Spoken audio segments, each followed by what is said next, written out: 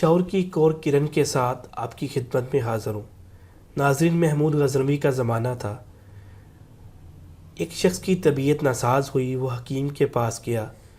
اس نے کہا کہ تمہاری طبیعت تو بہتر ہو سکتی ہے، لیکن اس کے لیے تمہیں دوا کھانی ہوگی، لیکن اس دوا میں ایک ایسا ایلیمنٹ ڈلتا ہے جسے شہد کہتے ہیں، وہ اس وقت موسم کی مناسبت سے موجود نہیں ہے۔ اگر تم تلاش کر کے لے آؤ تو میں تمہاری دوا تیار کر دیتا ہوں۔ اس نے ڈبیا لی، شہد کی تلاش کے لیے نکل گیا، مختلف جگہ گیا، لیکن شہد اسے نہ مل سکا۔ کسی نے مشورہ دیا کہ تم محمود غزنوی، جو کہ اس وقت کا بادشاہ ہے، اس کے دربار میں جاؤ، تمہاری خواہش پوری ہو جائے گی۔ اس کے دربار میں پہنچا، ایاز نے اسے ڈبیا لی اور بادشاہ سلامت کو بتایا کہ اس طرح ایک شخص آیا ہے اور شہد چاہتا ہے۔ بادشاہ سلامت نے کہا کہ یہ ڈبیا یہاں رکھ دو اور وہاں سے 3 شہد کے ڈبے اٹھاؤ، اسے دے دو۔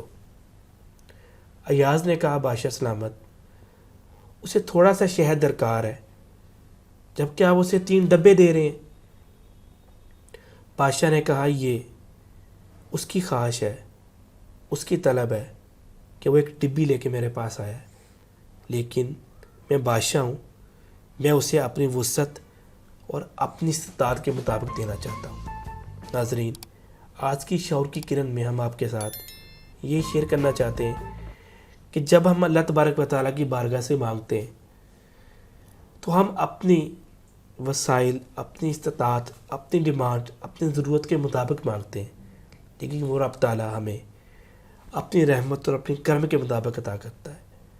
کس نے کیا خوب کہا تھا، توقع سے تیرے لطف و کرم کو بیشتر پایا، میں خود ہی شرما گیا جب اپنا دامن مختصر پایا، اور تو ہی ناداں تو چند کلیوں پہ کنایت کر گیا، وگرنہ اس چمن میں علاج تنگی داماں بھی ہیں۔